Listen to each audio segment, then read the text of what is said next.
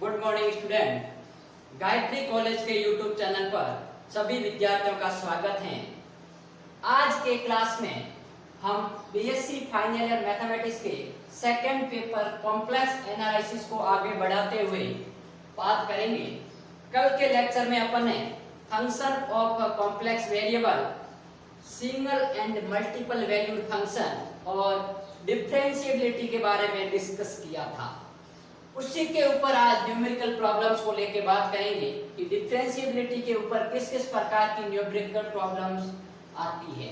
तो देखिए, सबसे पहले आपके पास में क्वेश्चन लिखा हुआ है कि so that function of complex variable z equals to z की power n is differentiable everywhere. Everywhere का मतलब है आपके पास में सर्वत्र, अर्थात every value of z, z के प्रत्येक मान के लिए ये बताना है कि ये अवकलनीय होगा, जहां पर n आपके पास में धनात्मक पूर्णांक दे रखा है। तो देखिए, कल अपन ने देखा था डेफिनेशन के अंतर्गत मैंने आपको दो डेफिनेशन में दो फॉर्मूले लिखाए थे। एक कहा था मैंने सर्वत्र अवकलनीयता के लिए, एक कहा था किसी बिंदु z0 के लिए। ठीक है, अपन को यहाँ पर पूछा गया है एवरीवेयर, मतलब अपन पहली डेफिनेशन को यूज करें यदि, तो देखिए अवकलनीयता की परिभाषा से अपन जानते हैं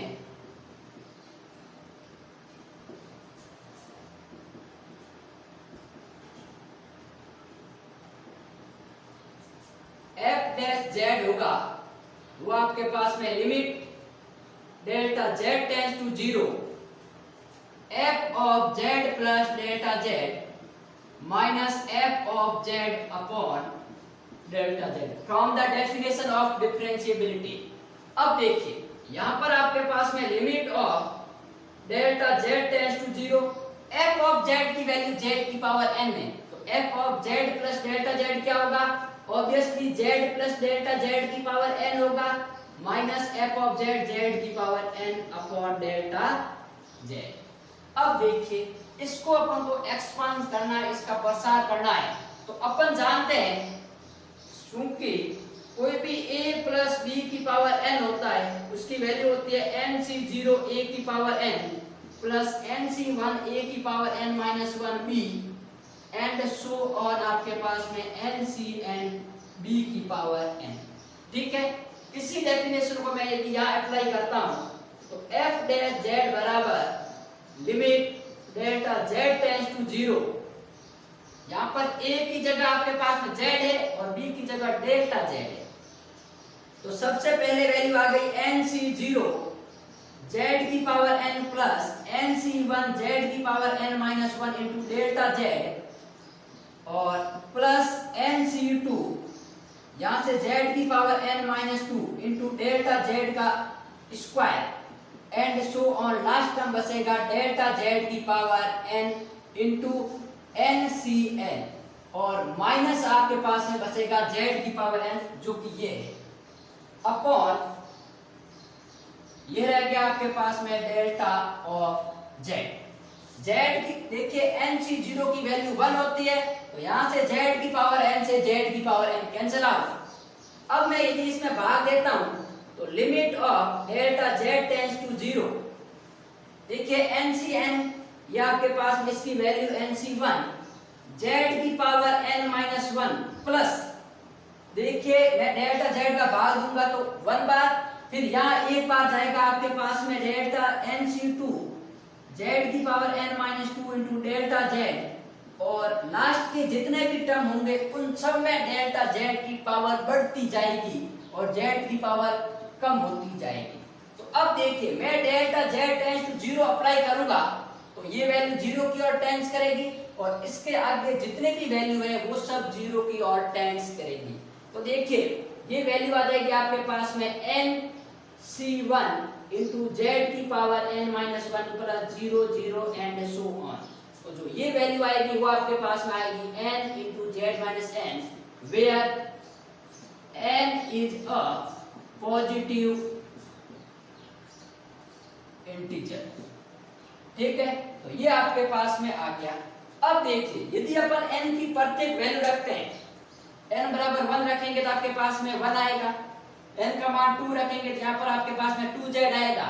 अर्थात z की प्रत्येक वैल्यू के लिए आपके पास में जो f डैश z की जो लिमिट की वैल्यू आएगी वो एक यूनिक आ रही है, और आपके पास में z की प्रत्येक वैल्यू के लिए f डैश z है वो एग्जिस्ट कर रहा है और विद्यमान है। अर्थात अपन कह सकते हैं कि ये फलन f ऑफ z है वो z के प्रत्येक बिंदु पर अवकलनीय है। यहाँ पर अपन लिख देंगे अतः f of z equal to z की पावर n z के प्रत्येक मान के लिए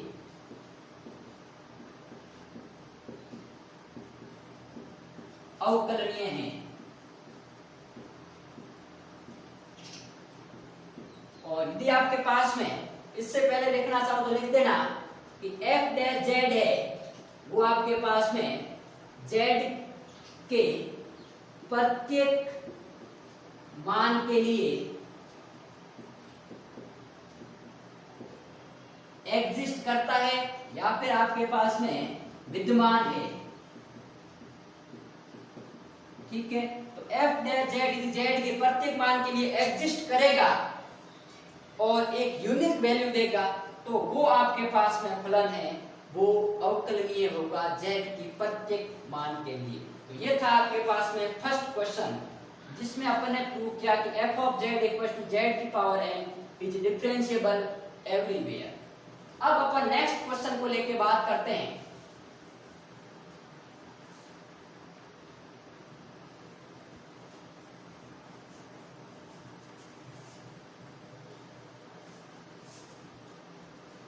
देखिए नेक्स्ट क्वेश्चन कुछ इस प्रकार है, prove that f of z equals to z bar is not differentiable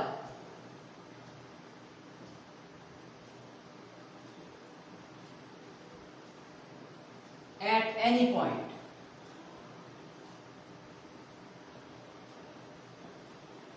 देखिए अपन को कहा है कि सिद्ध कीजिए कि f of z equal to z bar है वो z के किसी भी बिंदु पर अवकलनीय नहीं है। तो देखिए आपके पास में मैंने कहा है किसी भी बिंदु पर, मतलब x z की प्रत्येक वैल्यू पर अपन कोई भी वैल्यू रखें उसके लिए ये डिफरेंशिएबल नहीं होगा। तो यहाँ पर भी अपन एवरीवेयर वाली डेफिनेशन यूज करेंगे।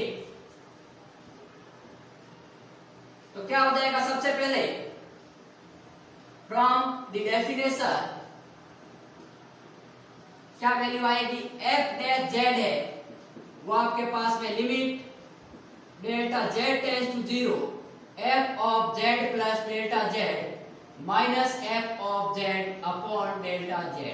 ठीक है, अब देखिए यहां पर अपन यदि बात करें तो f डैश z क्या आएगा, limit delta z tends to 0 f of z plus delta z। यहां पर f ऑफ z क्या है, z बार है, तो f of z plus delta z क्या आएगा, z प्लस डेल्टा z का बार। बार का मतलब है यहाँ कॉन्जुगेट ऑफ z, जो कि मैंने आपको प्रीवियस लेक्चर में बताया था, minus conjugate of z upon delta z। अब देखिए यहाँ पर अपने एक प्रॉपर्टी पढ़ी थी, यदि z1 और z2 कोई दो नंबर है और उसका यदि अपन कॉन्जुगेट लेते हैं तो वो उन दोनों नंबर के आपके पास में कॉन्जुगेट के अलग अलग योग या सब्सट्रैक्शन या मल्टीप्लिकेशन के बराबर होता है। ठीक है, तो यहाँ पर आपके पास देखिए ये भी कॉम्प्लेक्स है ये भी कॉम्प्लेक्स और उनका कॉन्जुगेट है, तो इसको अपन इस प्रकार लिख सकते हैं, limit delta z tends to 0 z bar plus delta z bar minus z bar upon delta z। z bar से z बार कैंसिल आउट, तो यहाँ पर जो वैल्यू बचे है वो limit delta z tends to 0 delta z bar upon delta z। ठीक है, अब देखिए ये आपके पास में f डैश z आ गया, लेकिन अपने पास में यदि मैं इसके अंतर्गत लिमिट अप्लाई करता हूं तो देखिए डेल्टा z जब 0 है तब डेल्टा z बार भी 0 होगा, since delta z tends to 0 implies that delta z bar है वो भी आपके पास में जीरो की तरफ टेंस करेगा। ठीक है, क्योंकि डेल्टा z आपके पास में देखिए होता है delta x plus iota delta y, और डेल्टा z बार करेंगे तो वो आपके पास में इसका कॉन्जुगेट क्या हो जाएगा, आयोटा की जगह आपके पास में माइनस आयोटा आएगा। तो ये आपके पास में जीरो कब हो सकता है, जब डेल्टा x और डेल्टा y दोनों जीरो हो, क्योंकि आयोटा जीरो हो नहीं सकता। इट मींस डेल्टा z यदि टेंस करेगा जीरो की तरफ तो उसका कॉन्जुगेट भी जीरो की तरफ टेंस करेगा, अर्थात ये जीरो बाई जीरो की फॉर्म बन रही है। तो यहाँ पर अपने पास में इनडिटरमिनेंट फॉर्म बन गई, तो इसको अपन सीधा सॉल्व नहीं कर सकते। तो यहाँ पर मैं दो केस कंसीडर करूंगा। Now here two cases consider। ठीक है, अब देखिए क्यों कर रहे हैं वो मैंने बता दिया, यहाँ जीरो बाई जीरो की फॉर्म बन रही है इसलिए। फर्स्ट आपके पास में देखिए जब when delta z tends to zero along the real axis, ठीक है, मैंने कहा है कि जब delta z tends to zero है वो वास्तविक अक्ष के अनुदिश अग्रसर हो।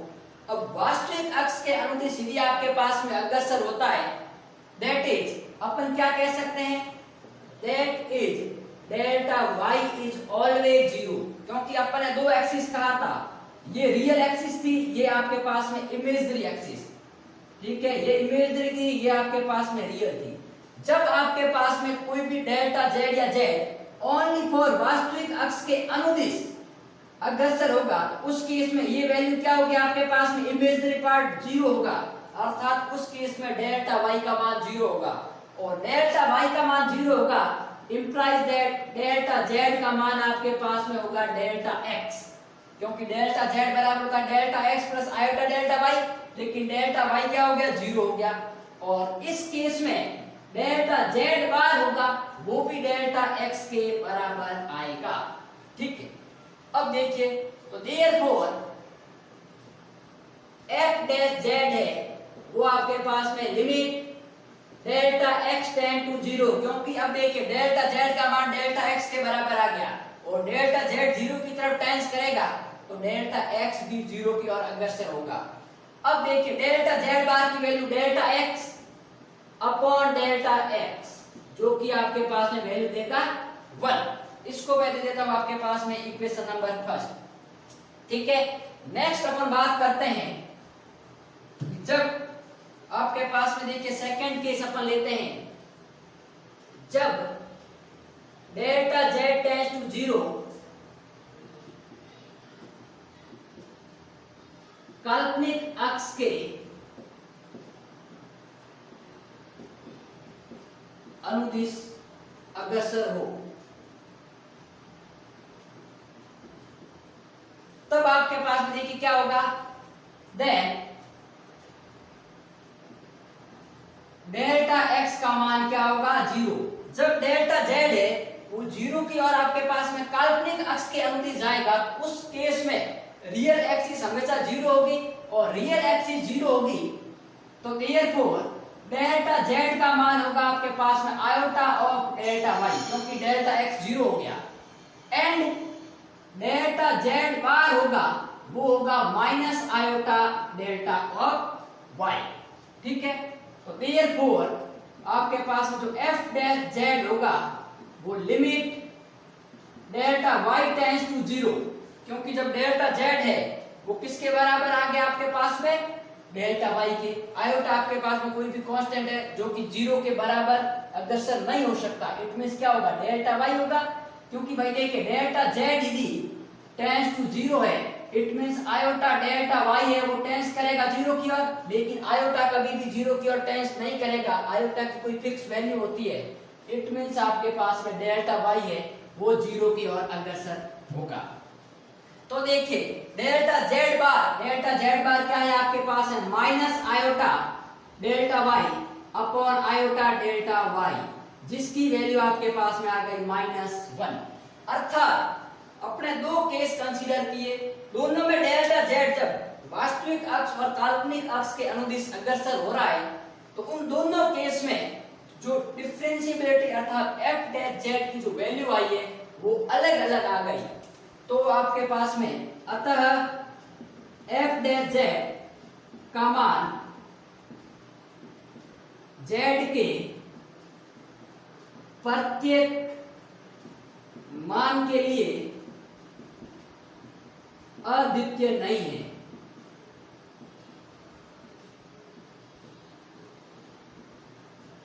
अद्वितीय नहीं अर्थात यूनिक नहीं है।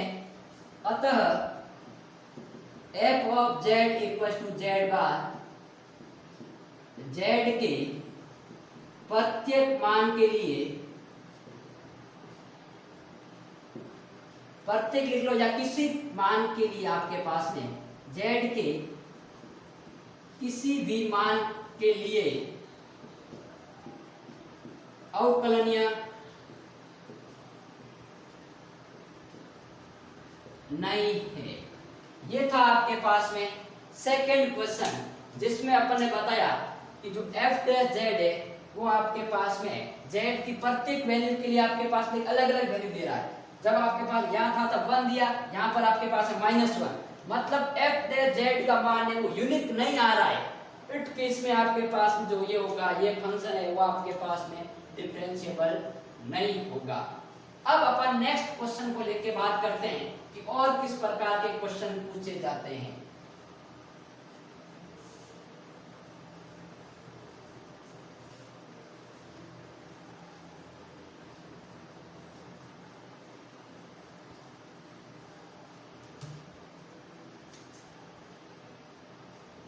देखिए एक क्वेश्चन है आपके पास में f of z equal to mod of Z का स्क्वायर, ठीक है, इज डिफरेंशिएबल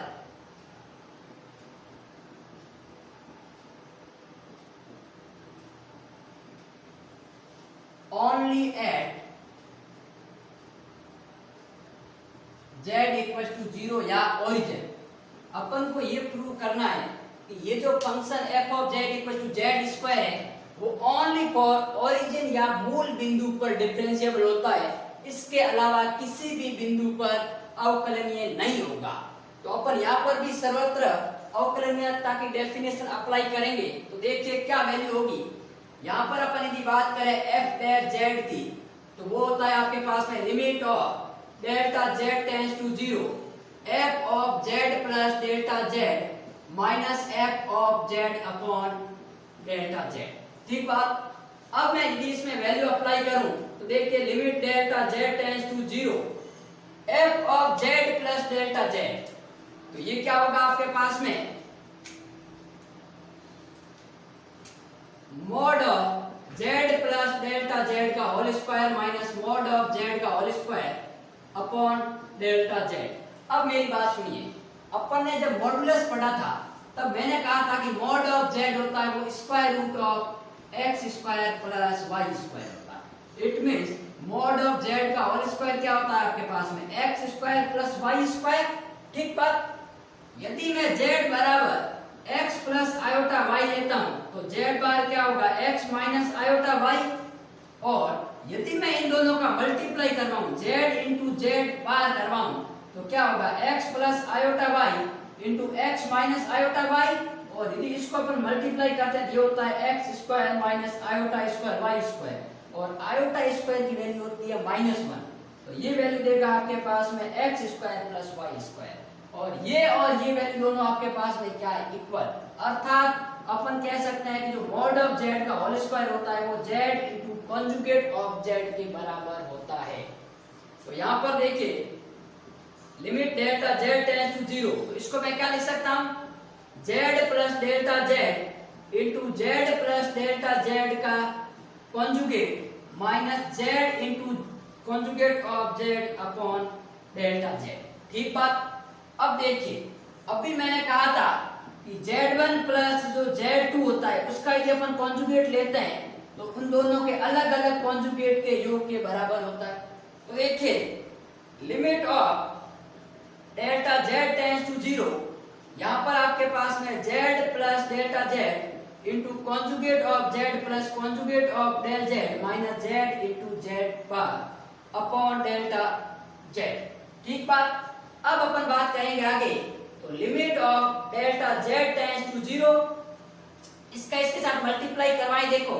तो z bar plus z into delta z bar plus delta z into z bar, और फिर आपके पास में आएगा देखिए delta z into delta z bar minus z into z bar upon delta z। तो ये टर्म कैंसिल आउट। यहाँ पर जो टर्म बचेगा वो limit of delta z tends to 0। देखिए आपके पास में टोटली पहला टर्म बचेगा z into delta z bar upon delta z, और प्लस आपके पास में देखिए इसका मैं इसमें भाग दूंगा तो ये बचेगा z बार, और फिर आपके पास में एक टर्म और बचेगा जिसमें आपके पास में रहेगा सिर्फ और सिर्फ डेल्टा z बार, क्योंकि डेल्टा z से डेल्टा z बल बार कैंसिल। अब देखिए ये टर्म आ गया।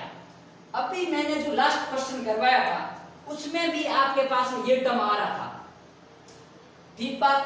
तो इसका मान आपके पास में जब मैं दो केस दूंगा, क्योंकि 0/0 की फॉर्म बन रही है, जब डेल्टा z टेंड्स टू 0 होगा तो 0/0 की फॉर्म को रिलीज करने के लिए अपन यहाँ दो केस कंसीडर करेंगे। फर्स्ट केस जब delta z tends to 0 along the real axis हो, ठीक है, उस केस में डेल्टा z का मान डेल्टा x के बराबर और वो होगा डेल्टा z के बार के बराबर।